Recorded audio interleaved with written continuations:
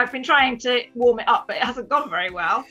But I know you're looking at it's an anemone blanda, which of course it is, but it's in Grammii, and it's a collected form of it. And it usually with us starts flowering sort of November time. We've got it planted with some Galanthus sandersii, so that yellow of those just sets the whole, both of them off. And when the sun comes out and all those blue flowers open, it's just stunning. Our big excitement this week, after 3 years of waiting, and the slugs didn't eat it, was Peloponnese Snow came out today. I was so excited. Stick with the foliage for a little bit. We've got some more foliage plants. Polypodium, which also works well in the winter garden with snowdrops. This is Richard Kayse, one of the best Polypodiums in my opinion, but that doesn't count for much. Try it this way, better. You have a lot of ferns as well, don't you? We're lucky to inherit not only the daisies from Helen's father, but also quite a decent fern collection, which is super. Pass another one over. Addison. They're quite variable, the Polypodiums, in the way they grow, not only in their sort of leaf shapes and forms, but they can be very upright. I think this is Addison. Addison's a very upright clump former, creates this really nice, thick clump of foliage that's very upright like that. That's super cut foliage on it. And then, which one's this one? Falcatum O'Kelly. So you get this lovely glossy green that sets off the snowdrops. Super. If you can get them planted close together. What was the name of that one? Falcatum what? O'Kelly. O'Kelly, yeah. So it's an unusual Irish one, and it was selected in Ireland. Because, of course, a lot of the Polypodiums are native to the UK. So it's interesting. And they tend to be summer dormant. So, again, during the harder season when they tend to look a bit tatty, if you had ferns out in the more open spaces, it's fine, they've gone. So they've gone to sleep. Then they come back up once the temperature starts to change again. And so you get this lovely fresh green. And they will tolerate, a lot of them will tolerate sun. And, you don't have to have a really woody section of the garden to use them effectively. I think they're nice little plants. Yeah, and they work well with the daisies as well, because that's almost the time that they're starting to come back to life. Into the summer, coming into autumn, they all start to come back to life, and they grow along these little rhizomes that are just on the soil surface or just below it. And they creep around and start to throw up extra fronds every year. We're hopefully going to be acquiring the national collection of them next year. Well, for this year. Congratulations, well done. That should be that's something that's going to be very exciting to get involved with over the next couple of years. And a little bit scary, actually having to learn all those names again. It's like, oh. Well, at least you're well versed at having a national collection. Yeah. Yeah, practiced with the paperwork. So. And since Ross was getting to bring ferns, I brought my favourite. Oh, this is a whopper. Fit on the screen. So if we go from one end, move over, Ross, all the way,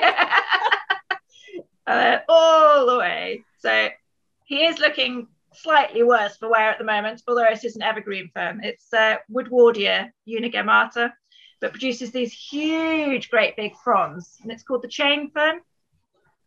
And being me, I assumed it was called the chain fern because it makes babies at the end of the fronds. It moves like a bramble, so when the tip hits the ground, it's got a little bulb on the very end, and that bulb will touch the ground and it will produce roots and then fronds, and then it sort of chains across the ground, a bit like brambles. So we thought, well, that seems logical. That's obviously why it was called the chain fern.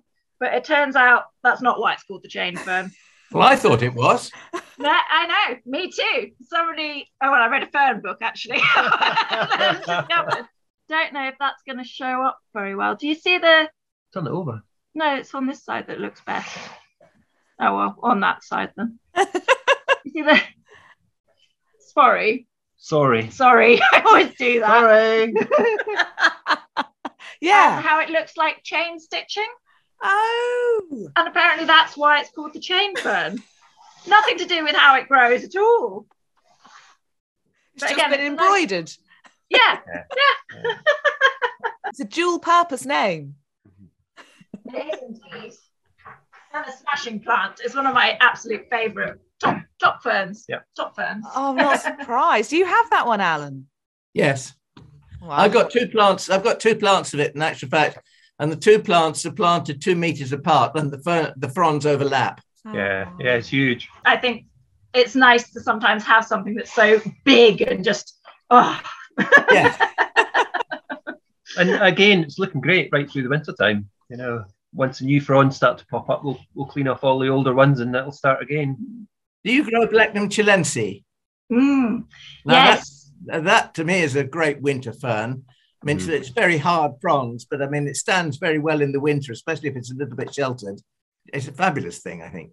Yeah, no, we like our Blechnum chilense, doesn't it? It sort of gently spreads itself, moving around a little bit. But yeah, as you say, through the winter months, it's really hard to beat. And it's that real dark green, isn't it? Yeah.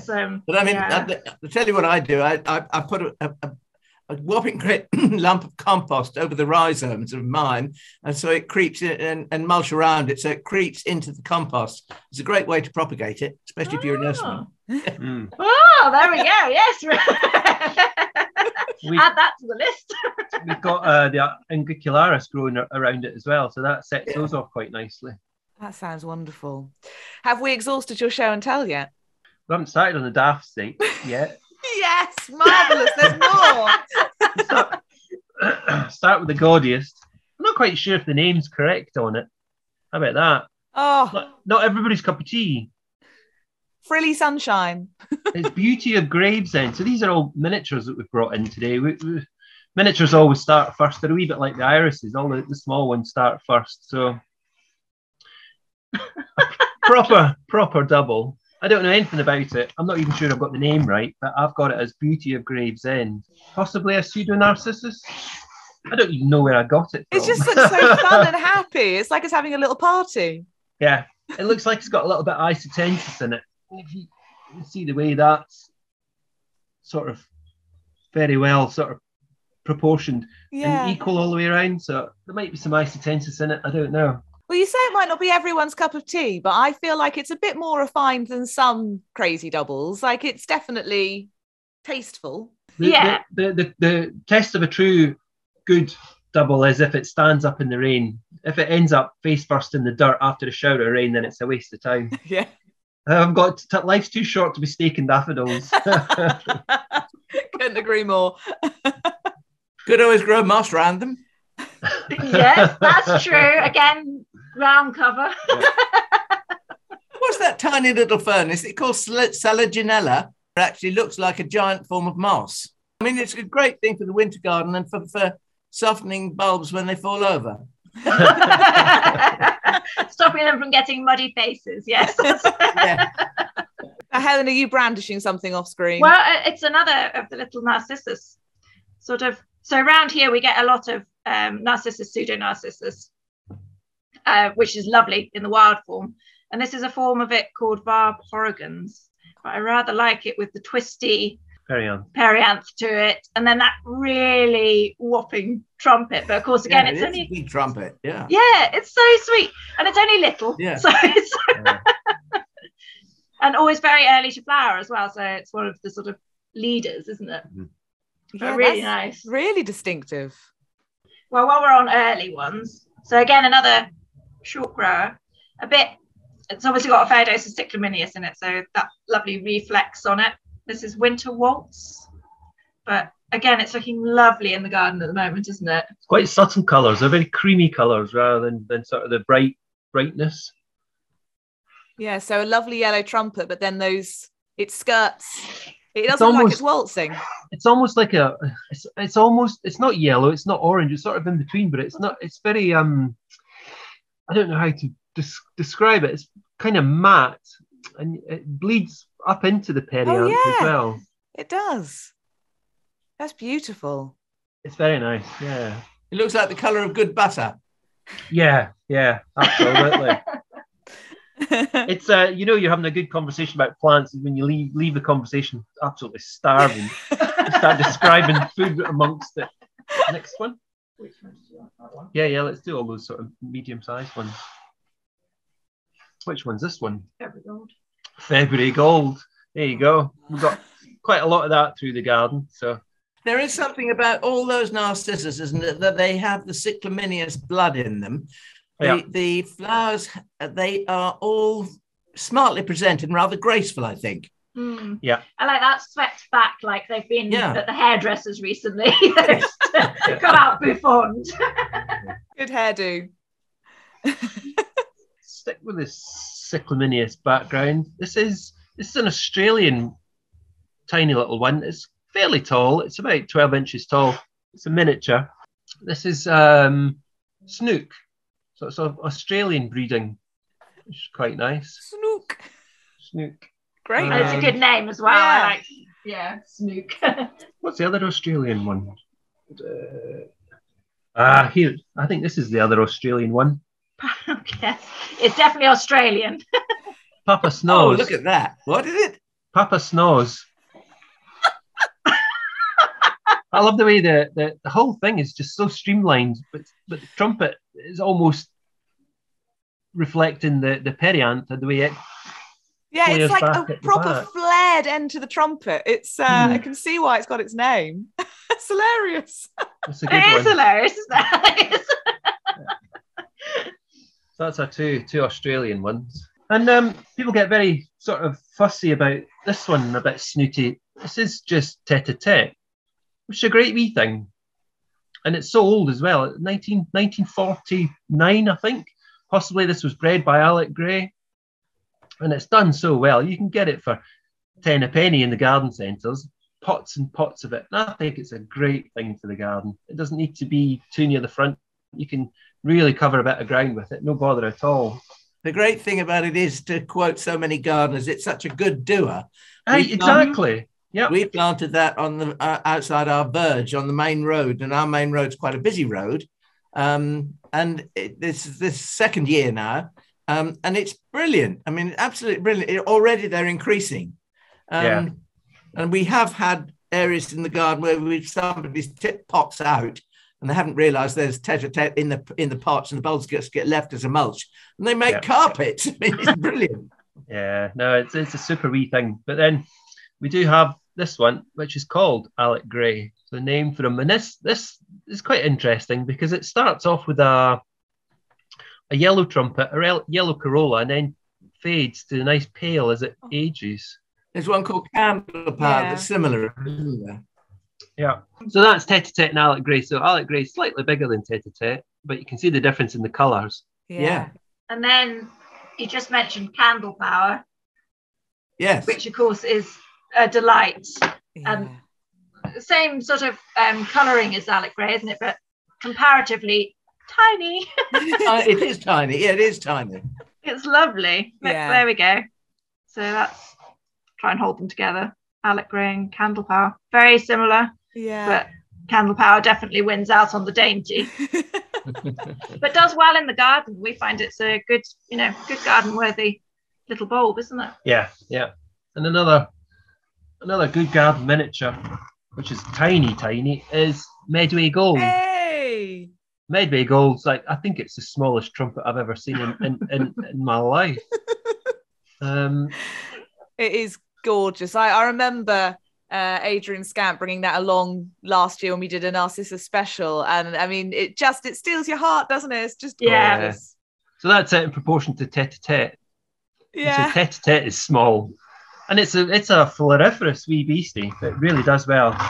I'm pleased because I'm growing that for the first time this year. Mine's not flowering yet, but I'm excited for it. Yeah. It's another one that if you don't have it, it needs to go on the wish list. Medway Gold. Now our last one, another miniature, which is even smaller than Medway Gold, is this one called Gale Force. Oh. It's obviously got the petals have flown back. cyclamineus in it. Yeah. So this is from Anne Wright. He's quite famous for our gold series of snowdrops, but she does dabble in the Narcissus as well. And this is a really nice one. Not sure if it's garden worthy yet. We've only got it in pots at the moment, but well named. It's one of those ones where the name makes it even better. We've got some more weeds. There we go. It's not the best for picking, but I'm sure you probably cardamom quinquefolia. It's gorgeous, and of course it's another of these ones that comes up looks amazing. You get this great big mat, and then it just disappears for the summer. So it's really good with ferns, particularly the deciduous ferns, because they can come up and take over from it once it's finished. Any herbaceous, really any summer herbaceous that grows well, because it does its thing before the herbaceous is even thinking about waking up. And then the herbaceous starts to come through, and that's gone. It just disappears. Used to do a talk on winter interest plants, and I was used to call that quinquifolia, cardamom quinquifolia for years. The audience must just be thinking, he's a dafty. Well, I always like a plant that will divide people on how to say it as well, because Val calls it cardamony. I think Alan calls it cardamony. I think I've always just said it wrong. I don't know even know how I say it. You say it cardamom. Yeah, well, I am not the best person to get for pronunciation on anything. I actually got my pronunciation from a rather well-known botanist, so I think maybe he's right, probably.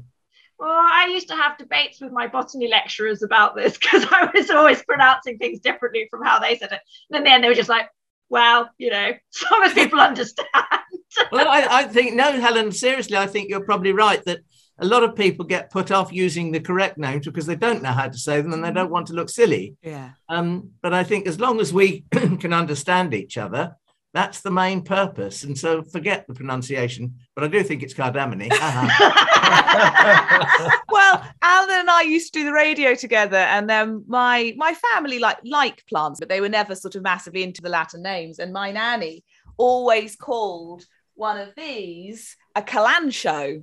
So I always ended up calling it, and I got royally mocked on the radio by Alan for calling it a calancho rather than a calanchoe.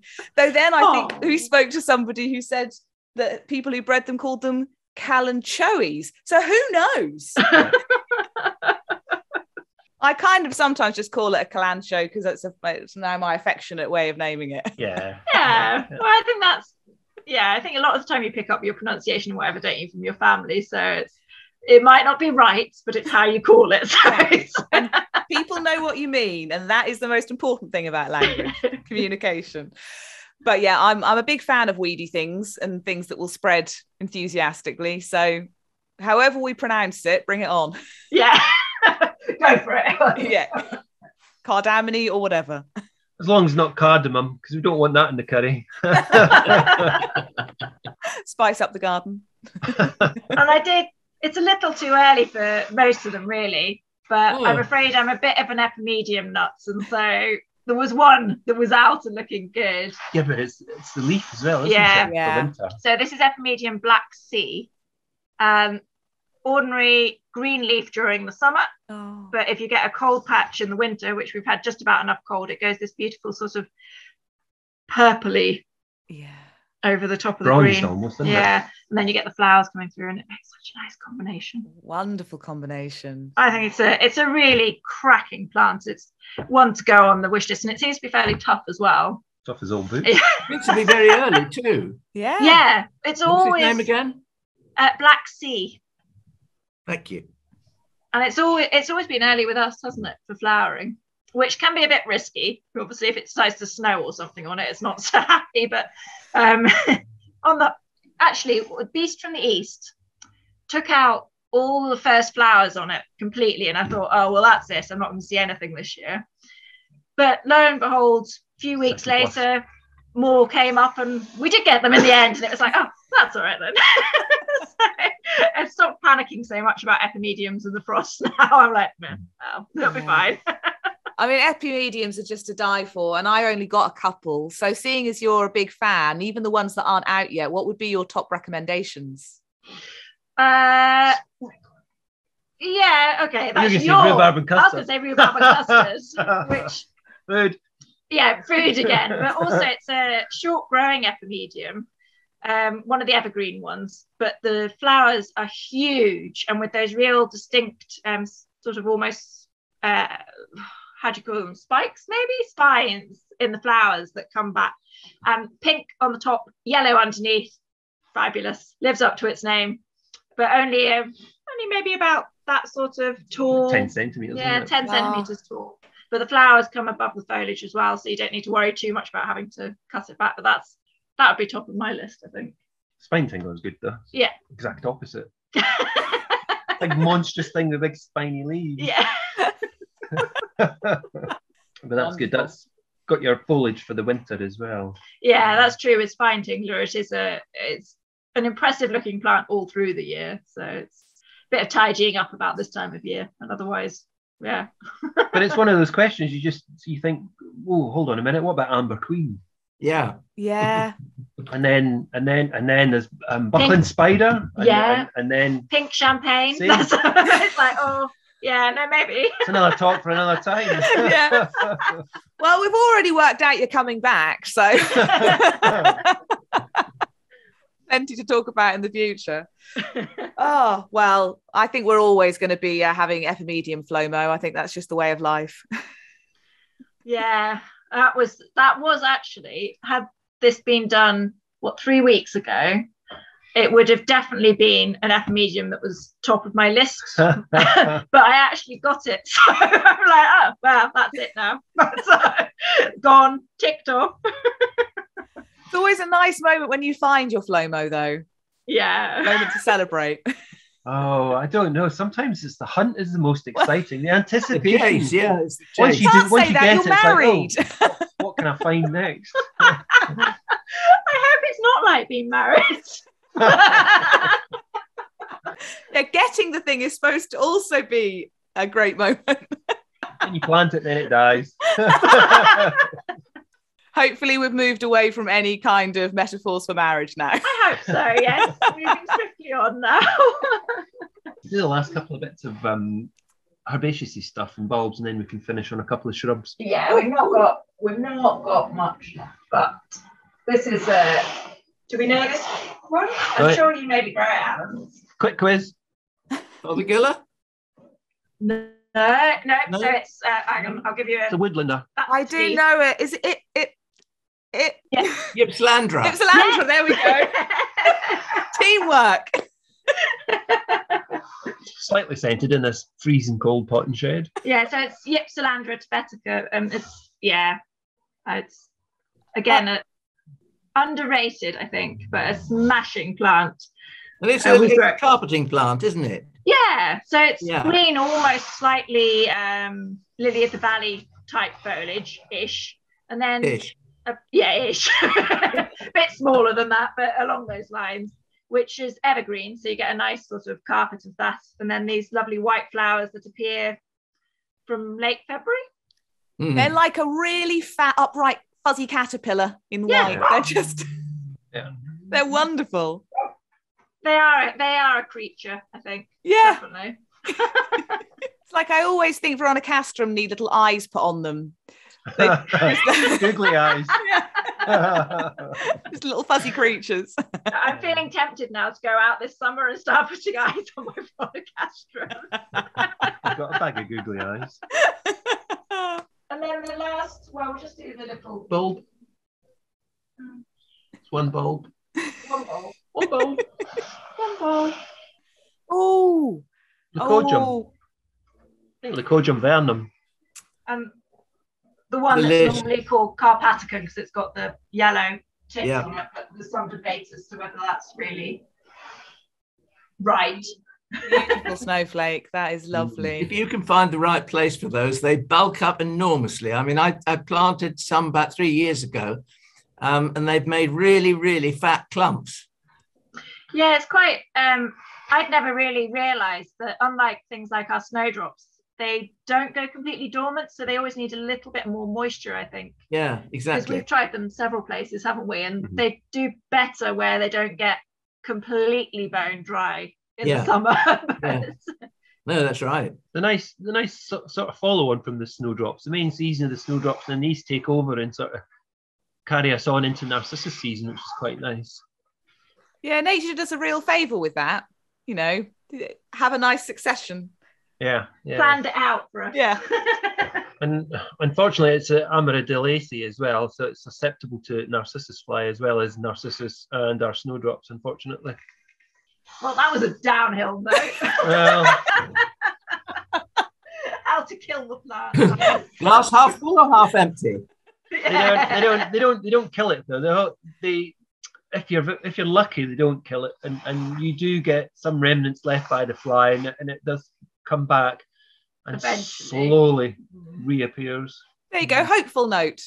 Yeah. You saved it. And we did just have, because we wanted to share a couple of the shrubs that are just starting to come into their own now, but so the Stachyurus praecox, which I adore. It's subtle. I mean, it's a bit like a slightly more blousy hazel, isn't it? Mm-hmm. Almost. A little bit later, but beautiful. A better form, the arches. And good autumn foliage colour, so a lot of the trees and shrubs and things in the garden have often been selected because they do something really nice in the autumn. And of course, for a long time, what they did in the spring was totally ignored. It was like, well, neither here nor there. So it's quite nice now to be able to really appreciate them and be like, no, look, they're amazing in the spring as well. Well, that's what I mean. Your garden's not tiny, but it's also not huge sprawling acres. So getting multiple seasons of interest is increasingly important. Yeah, it's something we're working on more and more through the herbaceous areas. I mean, the more woodlandy sections are, relatively straightforward to get your seasons in. But the herbaceous, for us, has been a little bit more challenging to get something interesting early in the year. Mm-hmm. So, but working with bulbs, and then we carry it on with the woodlanders. So things like your primroses and things like that, because of course your herbaceous acts almost like a deciduous woodland. So you can get away with using a lot of the stuff that you would normally think, oh, that needs somewhere a bit shady and whatever. But actually, your big herbaceous, particularly with some of the Michaelmastaces that's sort of 6-7 foot tall. Yeah. You've got that shade coming on. So it's... Let's go back to your bare earth policy again. You can cover that bare earth with pulmonarias or primulas in between your herbaceous plants. It stops the weeds coming through. Probably good for the soil as well. And then they do the thing in the spring, gives you a bit of interest then, and then your herbaceous come through. With us, it's the daisies. They come through and do the thing later on. So you're getting that successional planting, successional interest. It takes a wee bit of skill to do it, and a little bit more maintenance, I think. But it's better fun than weeding all the time. Yes, absolutely. I'm with you there. And I promise we are nearly. Two more. Again, for the colour, if nothing else. Brunus Mumi. Yeah. Benishadore. So Flight of the Red Plovers, best coloured one, I think. Yeah. But the scent as well, of course, is absolutely fabulous. We had a bit of a disaster with it last year. A whole half of our big one just died. Oh, no. Remedial pruning, nothing like it. People often ask about it because it's absolutely stunning. There's not a colour like that flowering on a shrub in the garden at this time of year, really. People always ask after it, and it's. I say, they ask, what is it? I say, it's flowering apricot. It's Prunus Mumi Benishadore. And they say, oh, is it Italian? I say, no, it's just the way I say it. I think Benny is red in Japanese. I think. So that'll be your. So it's obviously a beautiful thing. Yeah. It's stunning. I have that on my wish list. I have nowhere to put it at the moment, but it's so not a lot. It's in between a shrub and a tree, isn't it? It's not the largest of creatures, and prunable as well. Yeah. And you can get them bottom grafted or top grafted, so you got lots of options. That is a stunner. So is that the penultimate? Have we only got one more? Yeah, the last one. Drum roll. Yeah, it's scent themed again, but Daphne Belua. Oh. And I hope the colour comes up okay on this. This is a really dark form called Mary Rose. Oh, what a wonderful one. Yeah, it's just such a fabulous colour. I like Jacqueline Postil, but Mary Rose has won me over. And flowers a little bit later than Jacqueline Postil, so we don't seem to get quite so much problem with, frost damage or anything like that on it. So it's worthy of a position in the garden, that one. I think that's been your Flomo before, Alan. Did you ever find it, or is it still a Flomo? Dare I say I found 5. You found 5? Not just 3 even.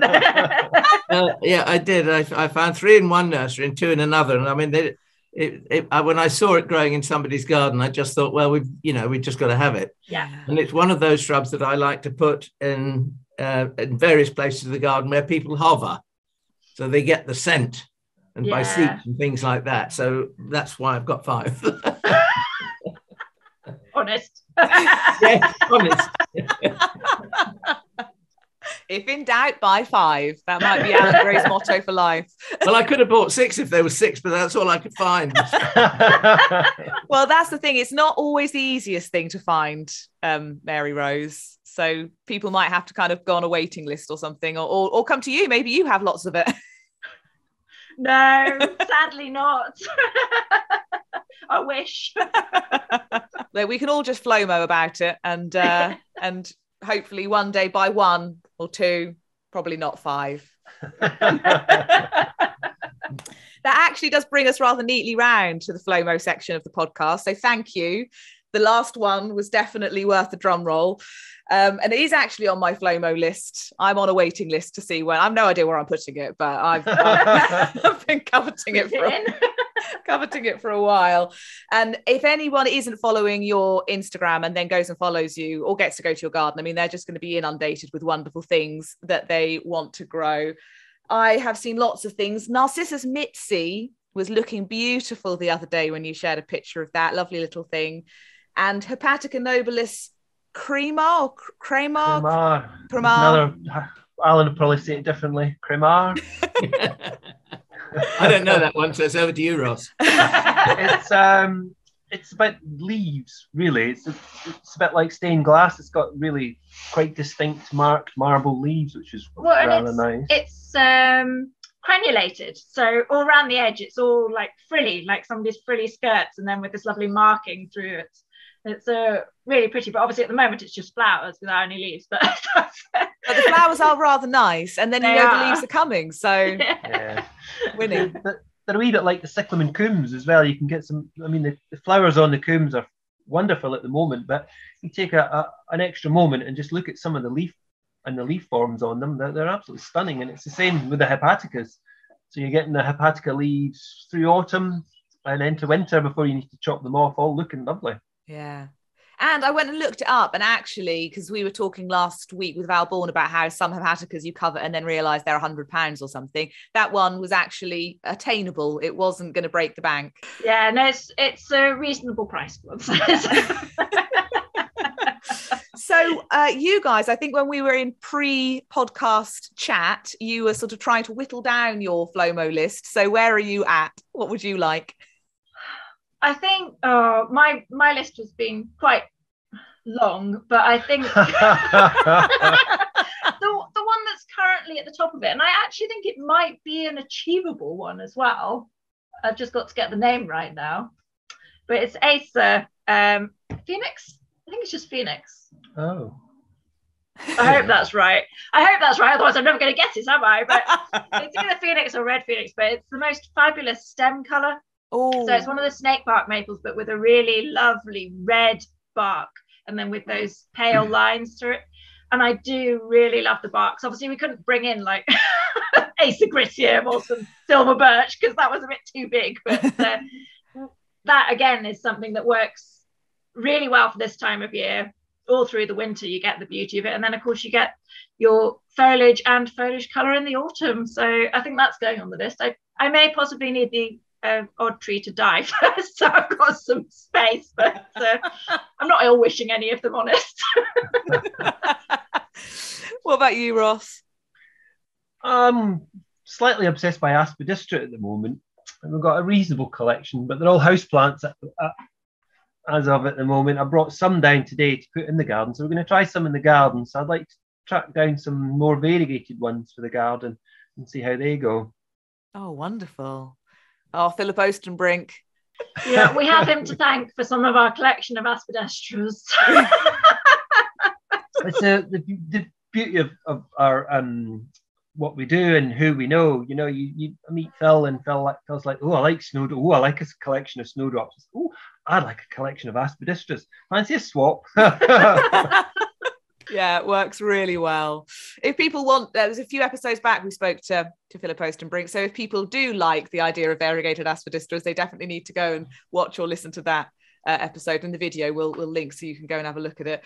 Some wonderful Flomos though, a nice range. What about you, Mr. Gray? What do you want to bring to the Flomo party this week? Well, it's spring related, and I mean at this time of the year I always move on from snowdrops and aconites and irises and all the various other lovely things, and I move on from primroses to polyanthus. And the reason for that is because when I was growing up, my Granny Gray was a great lover of polyanthus. And the polyanthus that she grew, and most unlike any of the polyanthus that you see in modern nurseries today, and they had a grace about them. They had much smaller flowers, a less vibrant colour range. I know that my grandmother's favourite was the one that she always called it tomato red because that was the colour of it. I preferred the older pastel colours, the sort of dirty mauves and the sort of soft rusty oranges and things like that. And I would just like to collect more of those old-fashioned primulas with a polyanthus-like habit, because I think they deserve preserving. And I think the one thing about them is, and I think Ross touched on it in the early part of this podcast, and that is that you must frequently divide them because they don't like living in the same soil. They deteriorate, and they're greatly invigorated by division. We've got lots of primroses that we do that with, but I'd just like to get some of those old polyanthus types back in the garden again for people to enjoy. Yeah, they're lovely and bright and cheery, aren't they? Yeah, absolutely. And with a little bit of management, so easy. Yeah, exactly that. Yeah. And the good thing about the management that you have to do with them is you're doubling them up, if not tripling them up, each time you're lifting them and pulling them apart and replanting them. So yeah, you're so right. I mean, it's endless. You ignore them, they ignore you, and they go away, and that's it.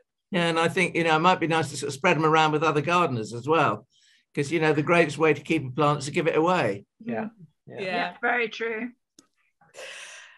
Thank you so much, both of you. What a wonderful romp around the garden. All kinds of different things. We've gone like bulbs and ferns and shrubs. It's just so inspiring. It's moving forward though, isn't it? Yes. Come out of the snowdrop haze into something that's just totally changing almost every day and new things appearing every day. It's superb. It's a fantastic time of year.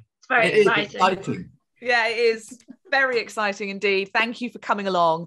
I hope you'll come back later in the year because I think week to week you'll always have more exciting things to share.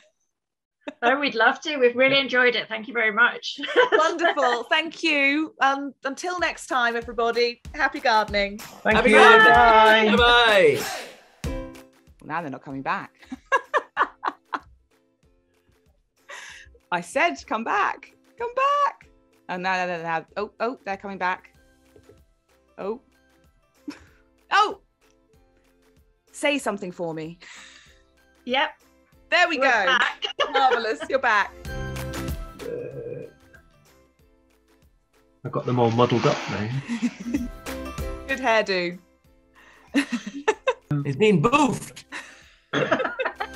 No, that's sold something else. I mean, I love Narcissi, and obviously there are many to choose from. Many to get lured in by. Yeah. All catalogues are coming through the door now.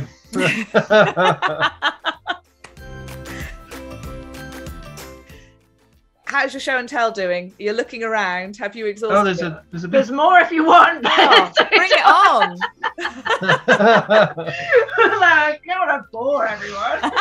It's plants. It's actually impossible for you to bore us with the plants.